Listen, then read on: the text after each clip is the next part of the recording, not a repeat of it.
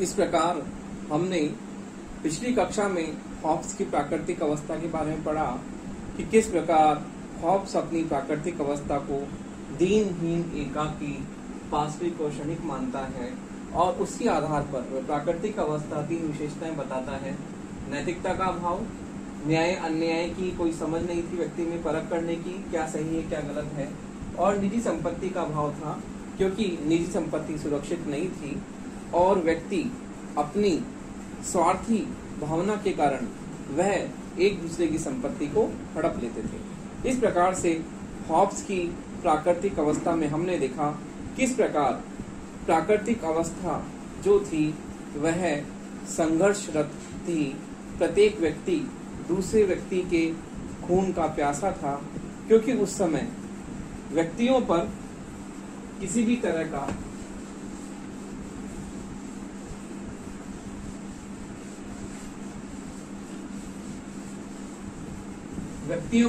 तरह का कोई नियंत्रण नहीं था, नियंत्रण का अभाव और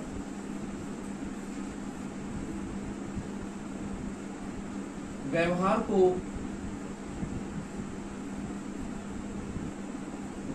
को नियमित व संचालित करने वाली कोई नियंत्रणकारी संस्था नहीं थी।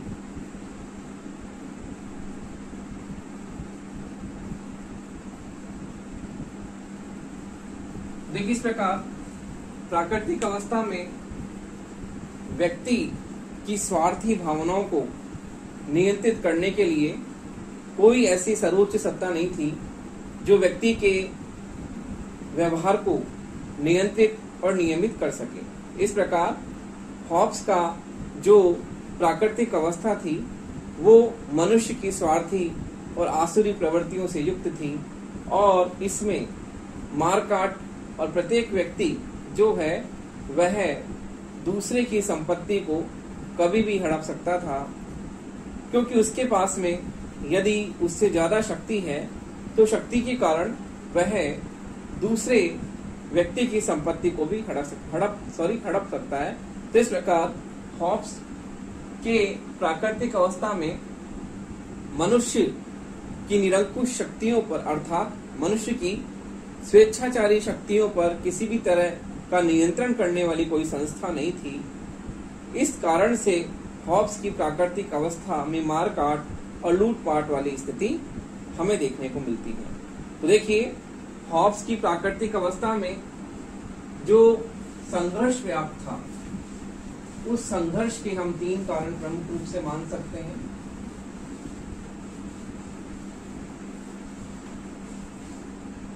जो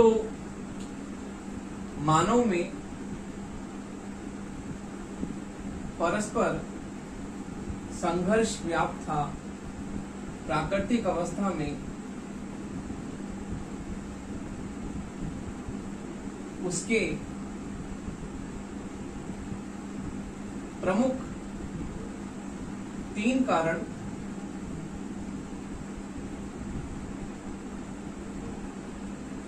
कारण हैं। पहला है प्रतिस्पर्धा, दूसरा है भय और तीसरा है यश। मानव में जो परस्पर संघर्ष व्याप्त था प्राकृतिक अवस्था में, या हम ये कह सकते हैं कि एक व्यक्ति दूसरे व्यक्ति का दुश्मन बना हुआ था, मारकाट की स्थिति थी और वह स्थिति बहुत ही दयनीय और बहुत ही पाशविक स्थिति हमें देखने को मिलती है हॉब्स की प्राकृतिक अवस्था में। तो उसका प्रमुख कारण हम ये मान सकते हैं कि समाज में व्याप्त जो संघर्ष था उस संघर्ष के प्रमुख 3 कारण है प्रतिस्पर्धा, भय और यश। प्रतिस्पर्धा के कारण आपस में संघर्ष चलता था कि व्यक्ति आपस में ईर्ष्या रखते थे और एक दूसरे को ऊपर जाने के लिए, अर्थात एक दूसरे की अधीनता स्वीकार ना पड़े, मैं उससे ऊपर, वो मेरे से ऊपर, तो इस प्रकार से प्रतिस्पर्धा, ईर्ष्या की भावना व्यक्ति में थी। वो संघर्ष का कारण थी भय।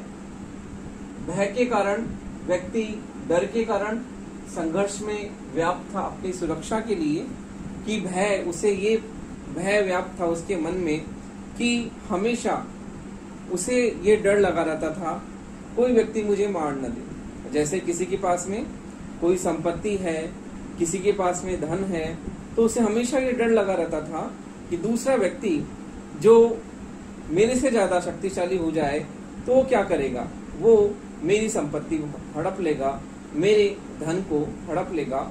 इस प्रकार से जो असुरक्षा थी, वो असुरक्षा के कारण व्यक्ति आपस में लड़ता था। यश और प्रसिद्धि, एक दूसरे से द्वेष की भावना के कारण आपस में व्यक्ति परस्पर द्वेष रखते थे कि उसकी प्रसिद्धि कहीं मेरे से ज्यादा नहीं हो जाए। तो ये भी प्रतिस्पर्धा का प्रमुख कारण था, संघर्ष का कारण था कि यश के कारण अर्थात प्रसिद्धि के कारण किसी व्यक्ति की कीर्ति, प्रसिद्धि एक दूसरे से ज्यादा होती थी, तो लोग आपस में परस्पर द्वेष रखते थे कि इसकी प्रसिद्धि मेरे से ज्यादा किस प्रकार से है। तो इस प्रकार प्राकृतिक अवस्था में जो मानव में परस्पर संघर्ष व्याप्त था, उसके हम प्रमुख 3 कारण मान सकते हैं: प्रतिस्पर्धा, भय और यश। इस कारण से व्यक्ति आपस में संघर्ष करते थे, आपस में लड़ते थे, क्योंकि प्राकृतिक अवस्था जंगल के नियम पर आधारित थी। जिसकी लाठी उसकी भैंस की कहावत हमें प्राकृतिक अवस्था में देखने को मिलती है। इसी प्रकार से मत्स्य न्याय, जिस प्रकार बड़ी मछली छोटी मछली को निगल जाती है, तो ये अवस्था हमें प्राकृतिक अवस्था में देखने को मिलती है। तो इस प्रकार से हॉब्स की प्राकृतिक अवस्था बहुत ही दीनहीन, एकाकी, पाशविक, क्षणिक और क्षणभंगुर हिंसा से परिपूर्ण थी। तो देखिए, अब प्राकृतिक अवस्था के बाद में जो अगला आपका टॉपिक आता है, प्राकृतिक अवस्था के बाद में प्राकृतिक कानून और प्राकृतिक अधिकार।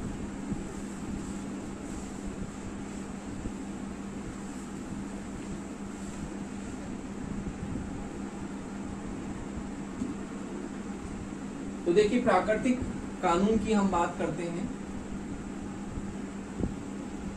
फिर बात करेंगे प्राकृतिक अधिकार।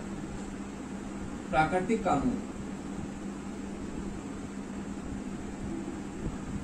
अर्थात कुछ ऐसे नियम जिन्हें लोगों ने मिलकर बनाया है और सुरक्षा के लिए, आत्मरक्षा के लिए लोगों ने इन नियमों को क्या किया है,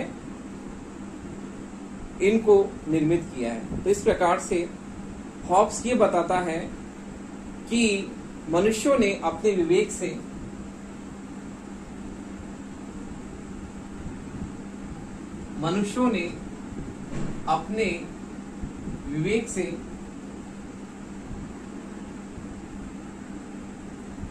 अपने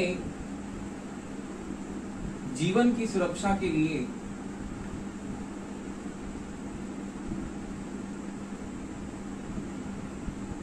कुछ प्राकृतिक नियम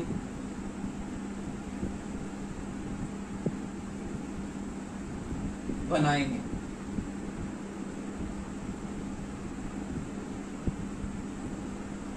मनुष्यों ने अपने विवेक से अपने जीवन की रक्षा के लिए कुछ प्राकृतिक नियम बनाए हैं, जिन्हें हॉब्स प्राकृतिक कानून की श्रेणी में रखता है। कि प्राकृतिक कानून क्या है?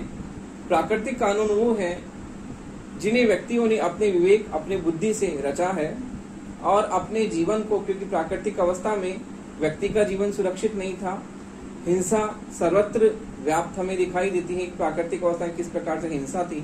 तो इस प्रकार हॉब्स प्राकृतिक अवस्था में जहां व्यक्ति का जीवन सुरक्षित नहीं था, उस जीवन को सुरक्षित करने के लिए लोगों ने एक व्यवस्था बनाई, जिन्हें हॉब्स प्राकृतिक नियमों का नाम देता है।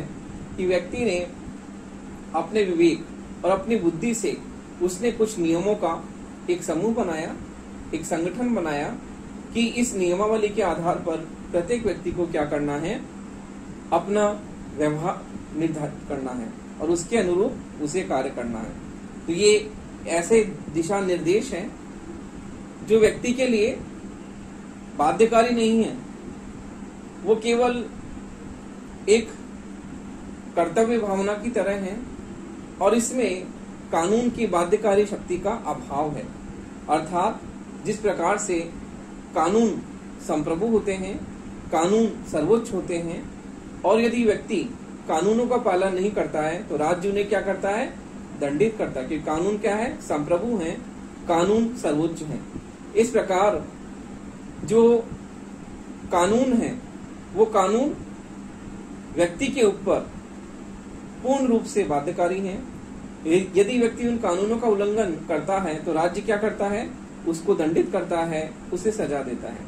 तो इस प्रकार हॉब्स ने बताया कि मनुष्य ने अपने विवेक से अपने जीवन की सुरक्षा के लिए कुछ नियम बनाए, प्राकृतिक नियम बनाए, जिसे उसने प्राकृतिक कानूनों का नाम दिया। ये उसने 19 प्राकृतिक कानूनों की बात करी है कि हॉब्स ने 19 प्राकृतिक कानून बताए हैं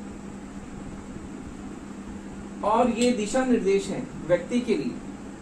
कानून की तरह बाध्यकारी नहीं है, इसमें बाध्यकारी शक्ति का अभाव है कि व्यक्ति यदि इन कानूनों का पालन करे तो उसको दंडित किया जाए।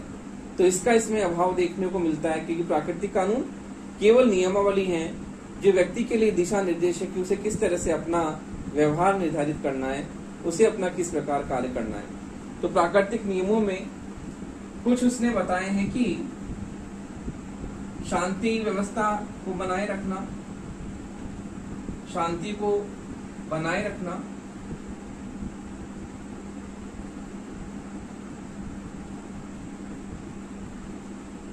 सभी व्यक्तियों को इसे निभाना है।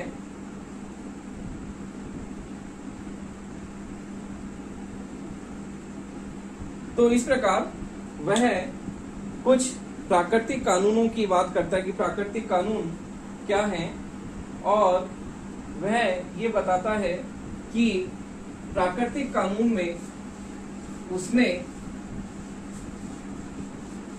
इस प्रकार कुछ प्राकृतिक कानून बनाए कि शांति को बनाए रखना,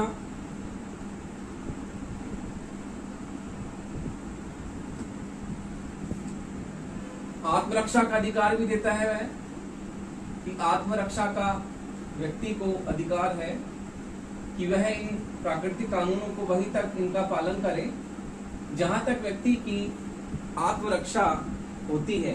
यदि व्यक्ति की आत्मरक्षा नहीं होती है तो प्राकृतिक कानूनों का पालन करने के लिए बाध्य नहीं है। तो इस प्रकार से हॉब्स प्राकृतिक कानूनों के माध्यम से ये बताता है कि ये व्यक्ति के लिए ऐसे दिशा निर्देश हैं जिनका पालन व्यक्ति को अपने कर्तव्य भावना से करना है, क्योंकि इसमें कोई कानून की दंडकारी शक्ति नहीं है, बाध्यकारी शक्ति का अभाव है। तो इस प्रकार हॉब्स प्राकृतिक कानूनों के द्वारा यह बताता है कि ये व्यक्ति के लिए कुछ दिशा निर्देश हैं जिनका उसे पालन करना है, क्योंकि प्राकृतिक अवस्था में व्यक्ति का जीवन सुरक्षित नहीं था, तो व्यक्ति को सुरक्षा भावना देने के लिए उसने प्राकृतिक कानूनों का क्या किया है, सृजन किया है। अब अगला जो है हम देखते हैं प्राकृतिक अधिकार।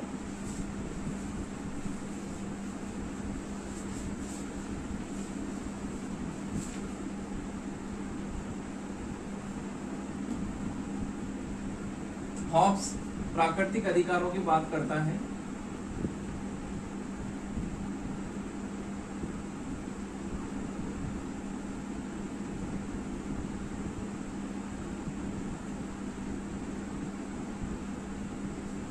हॉब्स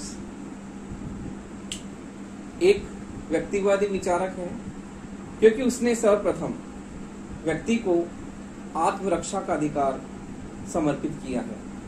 उसने ये बताया है कि यदि व्यक्ति के प्राण संकट में है, अर्थात यदि व्यक्ति अपने जीवन की सुरक्षा उसके लिए सबसे महत्वपूर्ण है अपना जीवन सुरक्षित करना। यदि व्यक्ति का जीवन सुरक्षित नहीं है तो वो अनुबंध की शर्तों को क्या कर सकता है, तोड़ सकता है। तो देखिए, हॉब्स ने व्यक्ति को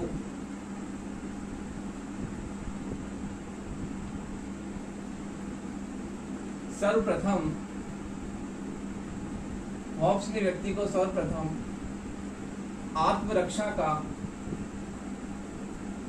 अधिकार दिया है।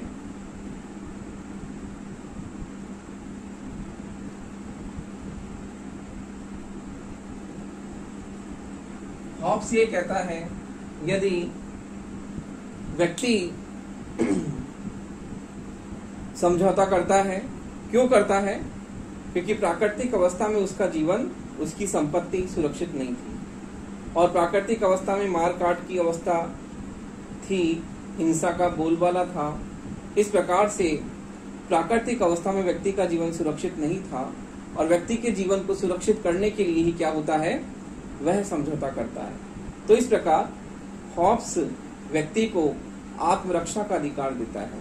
यदि व्यक्ति के जीवन अर्थात उसके प्राणों की रक्षा यदि राज्य नहीं करे, तो ऐसे समझौते से वह मुक्त हो सकता है। तो देखिए, हॉब्स को हम इसी आधार पर उसे प्रथम व्यक्तिवादी विचारक भी कहते हैं। उसे हम प्रथम व्यक्तिवादी विचारक भी कहते हैं, जो कि मैंने आपको पिछली कक्षा में भी बताया था। जब हॉब्स का हमने परिचय शुरू किया था, हॉब्स को इंट्रोड्यूस किया था, तो ये बताया था कि हॉब्स प्रथम व्यक्तिवादी विचारक भी है, क्योंकि वह व्यक्ति को आत्मरक्षा का अधिकार समर्पित करता है। वो ये कहता है कि यदि व्यक्ति के प्राण, उसके प्राण संकट में आ जाएं, तो प्राणों की सुरक्षा के लिए, क्योंकि व्यक्ति प्राकृतिक अवस्था से मुक्ति पाने के लिए, जिसमें प्राकृतिक अवस्था में जंगल का नियम, हिंसा सर्वथा व्याप्त थी, तो ऐसी स्थिति से मुक्ति पाने के लिए व्यक्ति क्या करता है, समझौता करता है, और समझौते के द्वारा क्या करता है, राज्य का निर्माण करता है। तो हॉब्स ये कहता है कि यदि इस अनुबंध के द्वारा राज्य का निर्माण होता है, और राज्य यदि व्यक्ति के प्राणों की रक्षा नहीं करे और व्यक्ति के प्राण संकट में आ जाएं, तो ऐसी स्थिति में व्यक्ति को जो है समझौता से मुक्त होने का अधिकार है। वो समझौते को तोड़ सकता है, समझौते की शर्तों को, अनुबंध की शर्तों को तोड़कर वह अनुबंध से मुक्त हो सकता है। तो देखिए, ये हॉब्स ने जो विचार दिया वो व्यक्तिवादी विचार है, क्योंकि व्यक्तिवादी अवधारणा में जो व्यक्ति है, व्यक्ति क्या है, सर्वप्रमुख है। व्यक्ति साध्य है और राज्य उसमें साधन है। व्यक्ति सर्वोच्च है। इस प्रकार से हॉब्स के चिंतन में हमें व्यक्तिवाद अवधारणा के हमें तत्व दिखाई देते हैं, क्योंकि वह व्यक्ति को सर्वोपरि मानता है, और इसी कारण से व्यक्ति की आत्मरक्षा के लिए ही समझौता होता है, अनुबंध होता है। तो इस प्रकार हॉब्स व्यक्ति को आत्मरक्षा का अधिकार देता है, और आत्मरक्षा के अधिकार द्वारा उसे हम प्रथम व्यक्तिवादी विचारक कहते हैं। तो इस प्रकार से प्राकृतिक अधिकारों में वह सबसे महत्वपूर्ण अधिकार व्यक्ति का आत्मरक्षा का अधिकार मानता है। इस प्रकार से हम हॉब्स को प्रथम व्यक्तिवादी विचारक कहते हैं, क्योंकि उसने व्यक्ति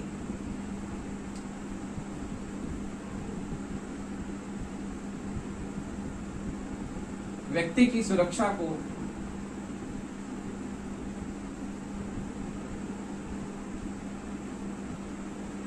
सर्वप्रमुख माना।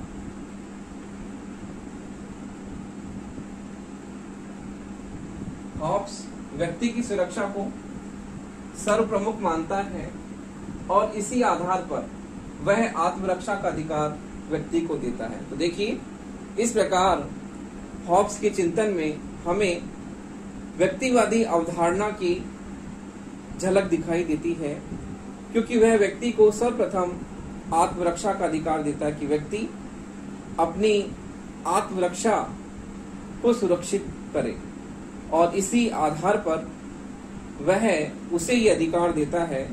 उसने सर्वप्रथम हॉब्स ने प्राकृतिक अधिकारों की बात करी, इसीलिए भी उसे हम व्यक्तिवादी विचारक कहते हैं कि व्यक्तिवादी अवधारणा में व्यक्ति के अधिकार सर्वप्रमुख हैं। तो इसी कारण से व्यक्ति की आत्मरक्षा और व्यक्ति के अधिकारों के कारण, व्यक्ति को प्रमुख मानने के कारण हम हॉब्स को व्यक्तिवादी विचारक मानते हैं। तो इस प्रकार से हॉब्स व्यक्ति को सर्वप्रथम आत्मरक्षा का अधिकार एक प्राकृतिक अधिकार के रूप में देता है। देखिए, अब हम देखते हैं आगे किस प्रकार से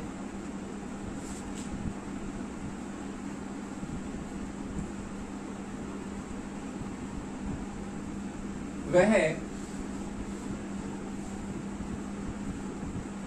अनुबंध के द्वारा अर्थात समझौते के द्वारा राज्य की उत्पत्ति मानता है।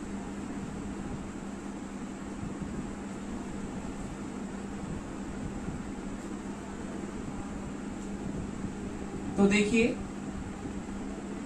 अनुबंध या समझौते के द्वारा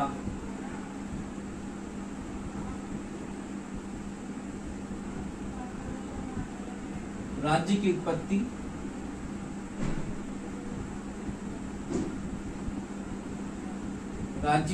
अथवा उसका स्वरूप।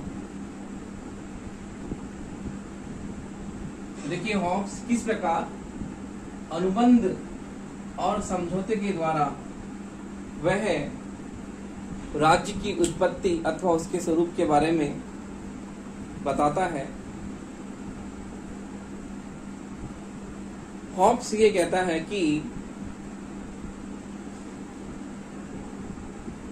समझौता जो होता है वह सभी लोग मिलकर करते हैं, अर्थात वो ये बताता है कि मैं ये हम सभी मिलकर एक समझौता संयुक्त रूप से करते हैं, और उस समझौते के द्वारा हम अपने ऊपर शासन करने का अधिकार एक व्यक्ति को सौंपते हैं। तो इस प्रकार हॉब्स के समझौते के द्वारा हॉब्स समझौता संयुक्त रूप से करता है कि सभी लोग मिलकर समझौता करते हैं, और उस समझौते के द्वारा किसका जन्म होता है?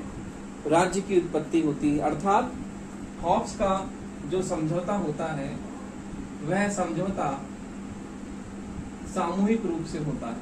समझौता सामूहिक रूप से,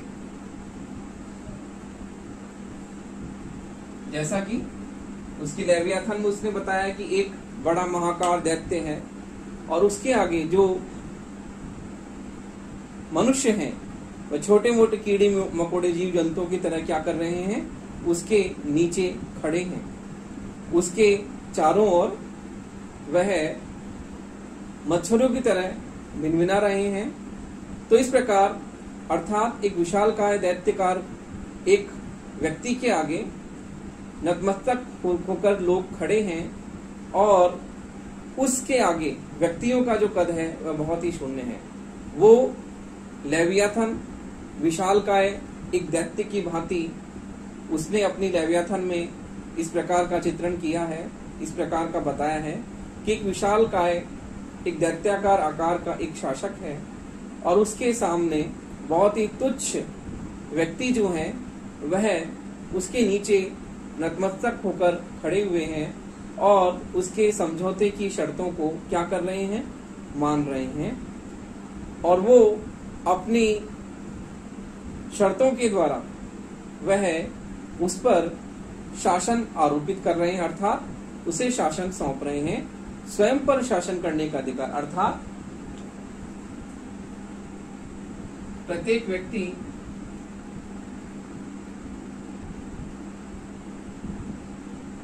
समझौते के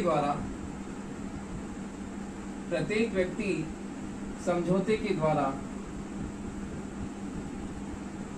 स्वयं पर शासन करने का अधिकार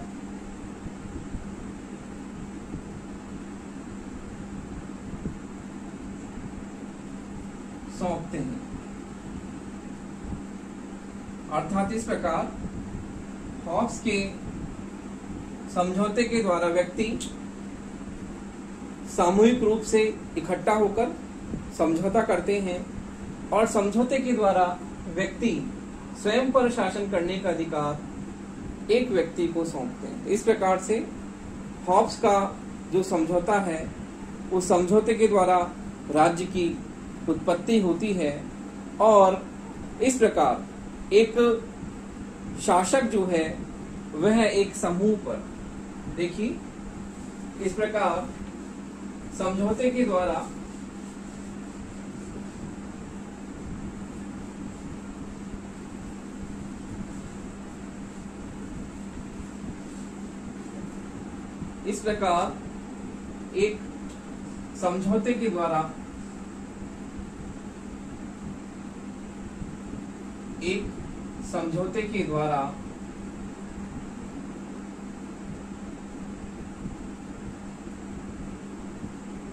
एक समझौते के द्वारा एक शासक द्वारा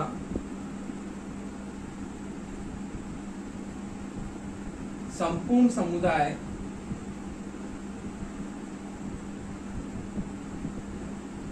नियंत्रित व नियमित होता है। तो देखिए किस प्रकार एक समझौते के द्वारा एक शासक के द्वारा पूरा समुदाय नियंत्रित व नियमित होता है। तो देखिए हॉब्स यह कहता है कि जो पूरा समुदाय है वह राज्य में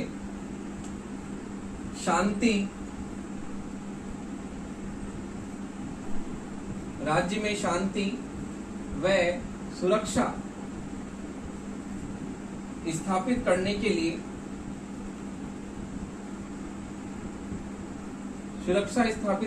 लिए समझौता करता है।